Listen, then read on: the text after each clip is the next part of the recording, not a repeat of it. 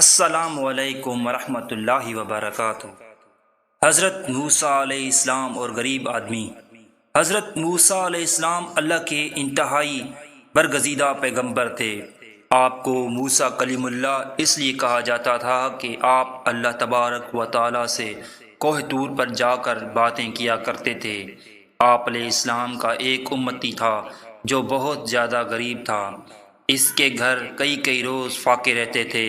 ایک مرتبہ اس کی ملاقات حضرت موسیٰ علیہ السلام سے ہوئی۔ وہ کہنے لگا، اے موسیٰ علیہ السلام، آپ کلیم اللہ ہیں۔ جب اس بار آپ کو کوہ طور پر اللہ سے ملاقات کو جائیں گے تو آپ میری طرف سے اللہ تعالیٰ کو عرض کریں کہ میرے آنے والی زندگی کا سارا رزق مجھے ایک ہی بار میں عطا کر دے تاکہ میں اچھی طرح زندگی گزار سکوں۔ حضرت موسیٰ علیہ السلام نے اس کی فریاد اللہ کی خدمت میں پیش کر دی۔ اللہ تعالیٰ نے اس کی فریاد قبول فرما دی اور اس کو چند بھیڑ بکریاں، گندم اور کچھ مزید چیزیں عطا کر دیں۔ اس کے بعد حضرت موسیٰ علیہ السلام اپنے روزانہ کے کاموں میں لگ گئے۔ پھر کچھ عرصہ گزرنے کے بعد حضرت موسیٰ علیہ السلام کو وہ بندہ یاد آ گیا۔ آپ علیہ السلام نے سوچا کہ پتہ تو کروں کہ اس کا کیا بنا۔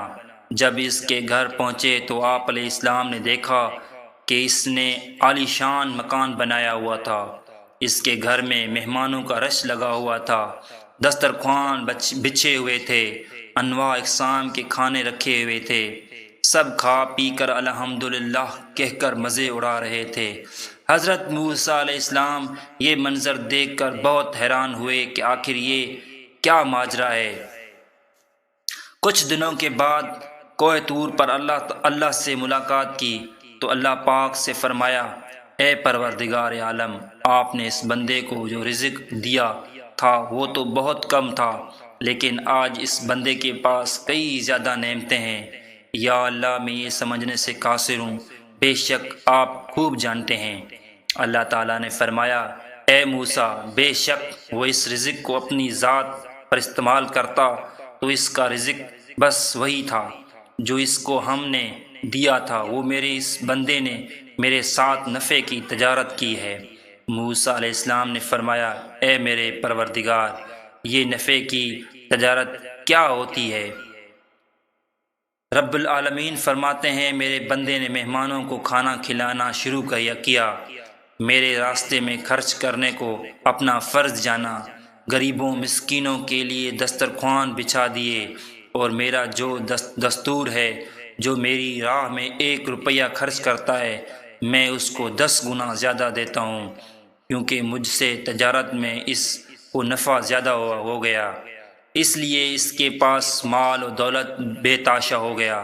سبق: اللہ پاک فرماتا ہے، اے میرے بندے، تو میری راہ میں 1 روپیہ خرچ کر، میں تجھ کو 10 گنا زیادہ دوں گا۔ لیکن ہمارا ایمان اور ٹوٹا پھوٹا یقین یہ ہے کہ ہم اللہ کی راہ میں دینے سے کتراتے ہیں۔ جب کوئی سوالی ہم سے سوال کرتا ہے تو ہم اپنی جیب میں نوٹوں کے بجائے سکے تلاش کرتے ہیں۔